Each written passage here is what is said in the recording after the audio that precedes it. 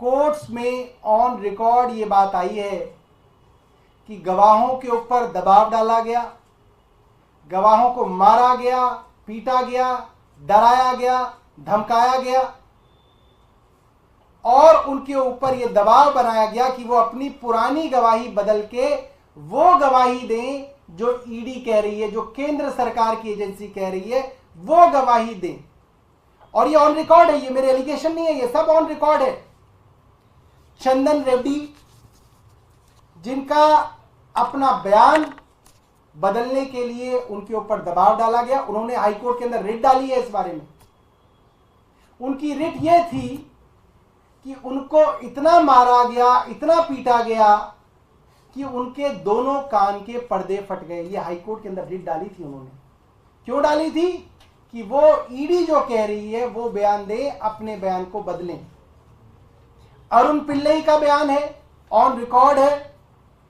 उनको अपनी गवाही बदलने के लिए डराया गया, धमकाया गया, उनके परिवार के बारे में कह के उनको डराया गया, धमकाया गया, उनकी पत्नी के बारे में, उनकी बेटी के बारे में। ये ऑन रिकॉर्ड है, ये मेरा एलिगेशन नहीं है, ये कोर्ट्स में ऑन रिकॉर्ड बात है। ऐसे ही समीर महेंद्रू, ऑन रिकॉर्ड है कि उन्होंने कहा कि उनके पिताजी को ईडी वालों ने अपने दफ्तर में रोका, उनकी पत्नी को एयरपोर्ट पे रोका गया और उनसे जेल में ईडी ने इस तरीके से जबरदस्ती झूठे बयान लेने की कोशिश की। ये ऑन रिकॉर्ड है।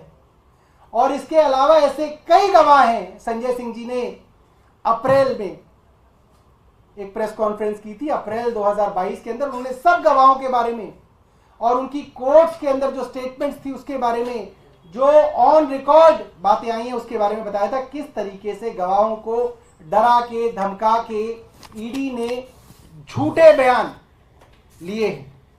ये कहा जा सकता है ये पूरा का पूरा मामला फर्जी सबूतों और झूठे गवाहों पे आधारित है। इसका आधार ही झूठ है। इसके बाद जो सबसे बड़ी गवाही अरविंद केजरीवाल जी के खिलाफ इस्तेमाल हो रही है वो है मगुंटा रेड्डी और उनके बेटे राघव रेड्डी के विषय में।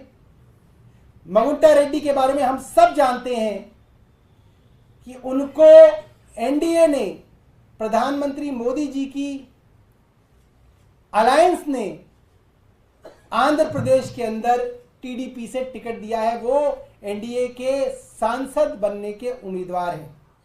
हमसे जुड़े रहने के लिए हमारे YouTube चैनल को सब्सक्राइब करें और नई वीडियो की नोटिफिकेशन के लिए बेल आइकॉन को दबाएं।